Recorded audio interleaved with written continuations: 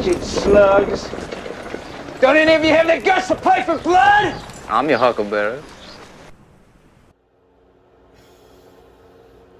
Alright, thank you for clicking on this video.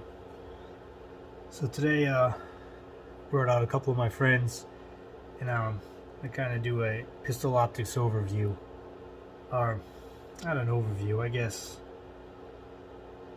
Just kind of my thoughts and my my impressions on pistol optics and kind of where I've been using them and kind of where my mindset has been and how I've been implementing them. So, before we start, we're going to do some administrative notes as always. First, we're going to make sure all these firearms are safe.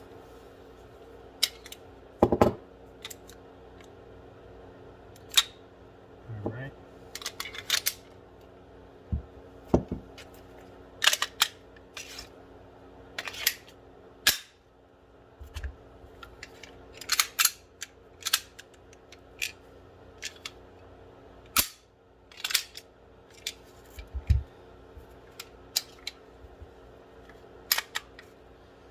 Safe.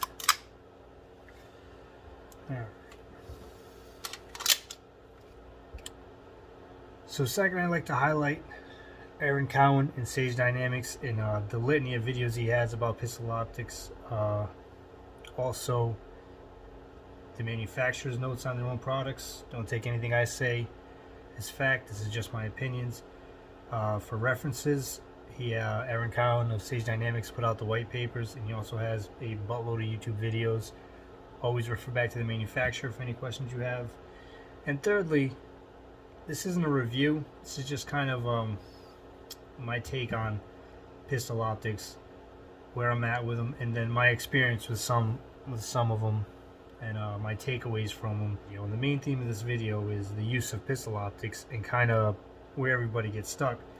So, again, I'm not an expert, but every now and then I get questions from friends about pistol optics, and the first thing they want is an RMR. It's got a great track record, very durable, very popular. Everybody knows when you think of a pistol optic, the first thing you think of is the Trijicon RMR. And it's hard to beat those things, but then I had to advise them. It's like it is all those things. That it's a very robust optic, it's durable, but at the same time, it's not very easy to use. The learning curve, I guess you could say, it's a little steeper on the RMR. That's because of the small window. My first pistol optic was one of these bad Larrys. It was a Romeo 1. It came with the Romeo RX. I got the slide. And my thoughts on this, on the Romeo, was I love them. I loved it. I love shooting it. The size of the glass, the shape of the glass, I had no problem coming out of the holster and acquiring my dot. My index was fine every time.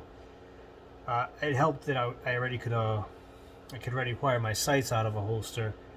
So going over to the Romeo, maybe that helped too. But I got to think that the size of the glass and the overall shape of it kind of lent itself nicely to a new dot shooter. And I shot the Romeo for, I don't know, 2-3 years. And as far as the function of it, the function was awesome. I mean, I love the shape of this glass for me. Now, again, I got to preface this when I'm talking, when I'm speaking about this stuff, I'm talking about my personal impressions of it. You might have someone else might have different impressions of using the same thing, but this is just things that I noticed and things that I was aware of while I was using it. And for me, when I was shooting the Romeo, the kind of shape of this glass, when I would get up on target, not that I didn't see it, I'm target focused, but I would lose. All of this would kind of just disappear in my peripheral. It wouldn't be there anymore. And all I would see would kind of be this bottom frame and just my target, my red dot, of course. And that made shooting fast very easy. It made acquiring targets very easy. It was great. Again, on the flip side, I lost 0 3 times that I had to send the Romeo back. And one time that I did have to send the Romeo back, it wasn't necessarily the optic's fault. I was playing around with recoil springs and I went a little too light, beat the hell out of the optic. Caveat to that is this, I'm talking about one of the first generation Romeos. I've been told, you know, coming down the line, the new ones coming out are a lot more, they're a lot more tough, a lot more rigid. rugged, excuse me. I don't know, because I've been bouncing around optics so much since then that I haven't got enough time in any one to kind of go into its ruggedness.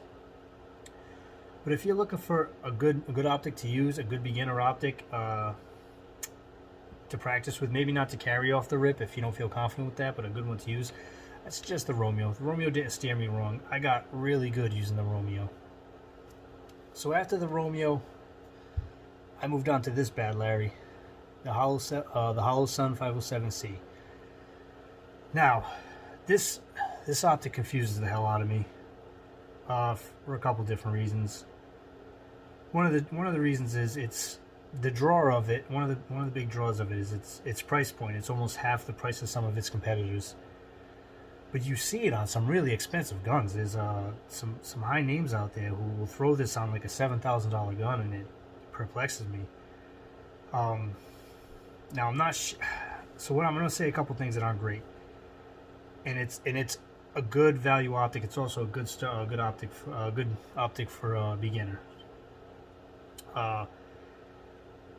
So it's, when you're going into usability, it's not as good as the Romeo. The window is smaller, the housing's a little thicker, which kind of detracts from that target focus. But also, I picked it up because of the claim of durability. Now, I had gone through all the trouble with the Romeo. I was like, well, I want something a little more robust, so I don't want to break the bank, and I'm not ready for Trijicon territory yet. Let me see this Holosun. So I got it, and my first Holosun, it ended up malfunctioning, and the dot would cycle because it has the 3 different reticles. That's another selling point. If you don't know this, the 507C comes with 3 reticles. It comes with a dot and a circle, kind of like an EOTech reticle. Just the 30 MOA circle, just the 1 MOA dot. So that was another selling point, because I thought I'd be able to use the 30 MOA circle on close targets, but it just, when you're shooting fast, it just turns to like red mud. For me, it did. You might have a different experience with it. But for me, it just turned to red mud. But my first one, it started malfunctioning, cycling through all those, and I couldn't get it to stop. So the whole reason why I bought it was supposed to be more durable than the Romeo. And so how long did I? So I used that for a couple hundred rounds on the Glock 34. Took it out of the Glock 34 and put it in the closet for a while. And then coming out of the closet after that, that's when I had that issue. So it didn't even get near the abuse that the Sig Romeo did.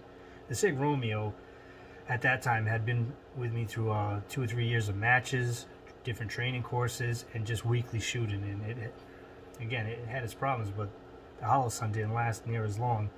So I sent it back to Holosun. And another caveat, every company I worked with was awesome. When I had to turn something back to Sig, they were extremely friendly and amicable. Same thing with Holosun.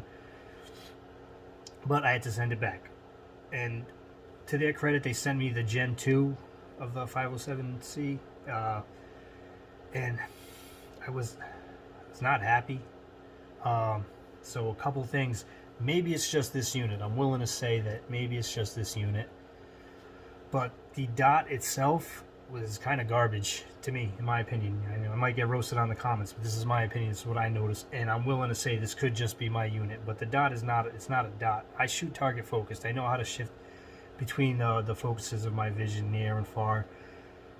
And it wasn't a dot. No matter like what vision plane I'm focused on, you can tell it's being emitted by like a little digital diode. However the science goes on this.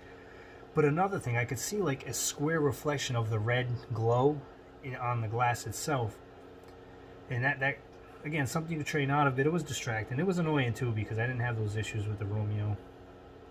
So after I sent it back, I put it on this 40 cal STI. Some of you guys might recognize Lucille if you follow my channel, but she was on Lucille for a while, and she was running fine. There was no reasons to take her off Lucille that were mechanical or were malfunctioning. I just decided to make the leap, but that was my experience. So I didn't have a great experience with the Holosun. Again, I think other people's experiences will differ wildly from mine, because it seems to be very popular. That might be the price point, but as far as quality and usability, I see why it's $200 less than its competitors now. Again, this might be a great optic for you. You might have it on your gun and it probably runs great. I'm not taking away from it at all. It did do wonderfully on Aaron Cowan's video and his drop test. It performed right down to the bitter end. It performed beautifully. It's a trooper.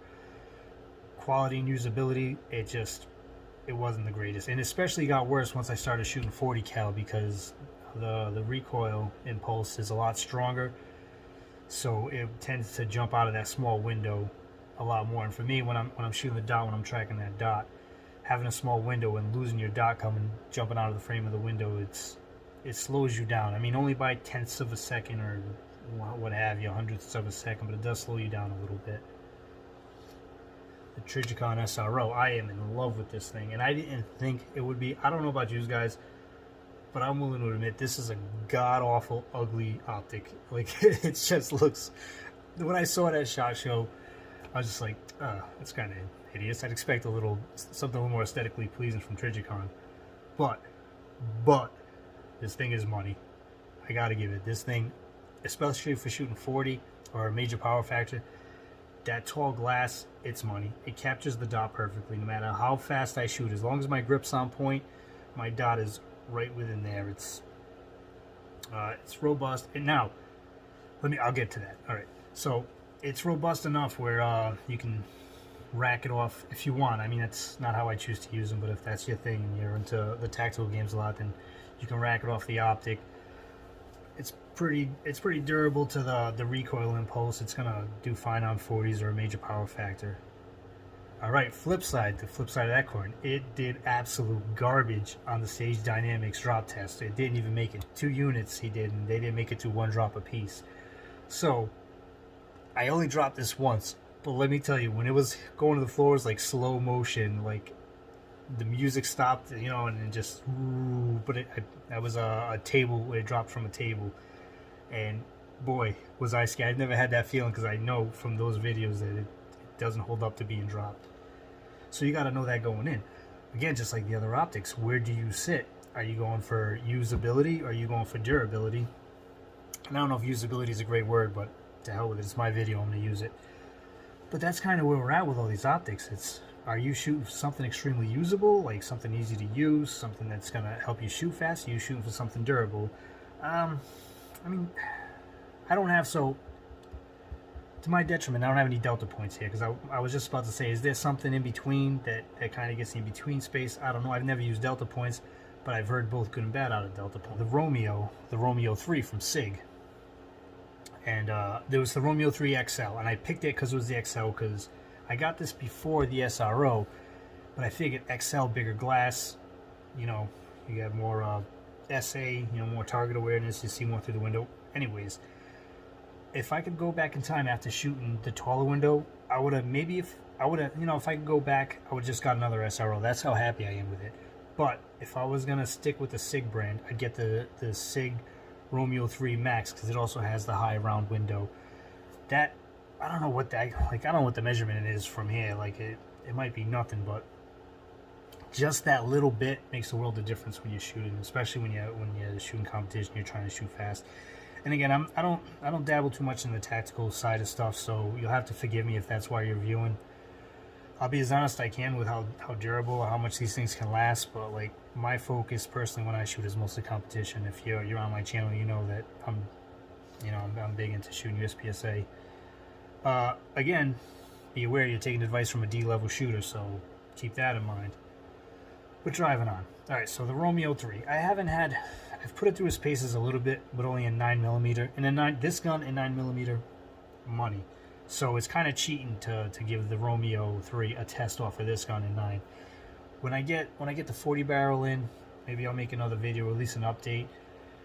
But a 9mm is just too easy. It's like a video game. The gun shoots itself, and then having that big window and that crisp dot. Another thing with the SIGs, the dots are good. The dots are real good. You got to give them that. Well, let's get into that. The MOAs. I like the 6 and 5 MOA, the SROs and the 5 MOA. There's nothing wrong with the smaller MOAs. People like them a little better, especially when you're trying to get accuracy at range. I just like it. I see them sooner. I feel like I see them sooner. when I'm shooting, and it's always good, like especially you're rushing through a stage or something, and you want to get your dot up there. You want to see it as fast as you can. At least that's how I've been going about it. All right, so over here, this is strictly competition optics. This is the Seymour RTS2. Big tall window, big optic, very popular in the competition world, very popular on open guns. I've only heard of one guy, a guy on YouTube, I forget his name, it escapes me right now, who had it as a slide ride, and he had shit luck with it as a slide ride. So going off that limited information, if I was to get one of these things, I wouldn't put it on the slide. I think they were more meant for an open gun, which is mounted. So if these guys who don't do competition, open gun would be something like a 2011 gun or a 1911 style gun, and this bracket would just get mounted over there, and so the dot would be stationary while the gun fires, so it wouldn't get half of the abuse as a slide mounted optic. Everything looks clean and crisp. It's an expensive dot on its own. I haven't got a chance to put in spaces. The plan in the future is to go full open gun with the honcho. I have the whole open setup downstairs. My final thoughts on all this. So if you're in the market for red dots, if you haven't shot a red dot yet but you want to get into it, there's really no wrong choice, because you're going to train to whatever dot you got. Even if you go with the RMR, you're going to train to that dot, and you're going to get proficient at that dot if you train it. I mean, the kill at all of this is how much time you put behind the dot. You can make yourself proficient in anything, so I find it, having the bigger window, easier. I find it more effective. In fact, you want to take a couple of things into consideration. Again, what are you using the gun for? Is it a competition gun? Self-defense, home, carry, duty? I mean, that first decision, I think that's the first thing you need to keep in mind, because that's going to color your decision from there. Because I can, what does the guy from John Wick 2 say to someone? Yeah, I can wholeheartedly recommend the SRO.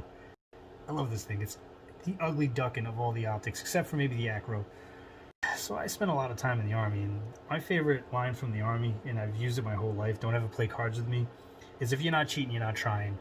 And why wouldn't you want to put something that's a force multiplier on your weapon? Why wouldn't you want to shoot with both eyes open so you can have situational awareness? Now, again, I'm not a tactical expert, so don't get on my back. But why wouldn't you want to have something that would make you more accurate, which would inherently make you more safer?